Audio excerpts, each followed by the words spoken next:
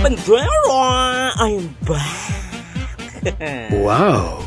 Paano kabandera kung aside sa angsod nga ginatago-tago mo, may ara kapag itkali ginatago? Ay, tuod! Hoy, kabandera, kalain! Gidiyayayaya! Kung imo nga jangsod, maglapta on the air. Amo na bala siling nila, hindi lahat ng hangin fresh. Ang iba, recycled. Ay, tuon! Pero ini kabandera, may chismis na naman ako sa imo. May isa ka British nga babae nga nag-travel padulong sa Barbados. Gintilala ang babae kay Lisa Russell, 47 anyos, kag nagapunyo sa Rotherham, England. Dako na lang sa iya kakibot nga may baby tuko gali nga nagakupo sa iya nga bra nga iya kaupod sa iya paglagaw.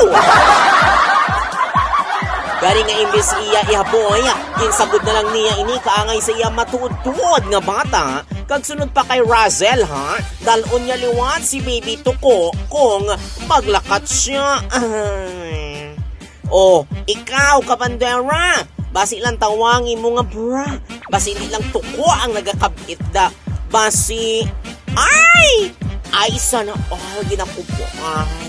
Gari mga kabandera, siguraduhon iwas-was gid ang imo bra agud tuko ang magkuha. Ang ini nga balita ang ginadulong sa inyo sang D3 Bio. Ang D3 Bio ang himo sa vitamin D3 kagin extract nga virgin coconut oil nga sarang makatap na sang virus kag bacterial infections. Gagamuyad to ang balitang extra special. Ini si kabanderang Barney, nagabandera sa matuod nga serbisyo publiko kag kalingawan sa Iloilo. Radyo Bandera. Ay, tuwa!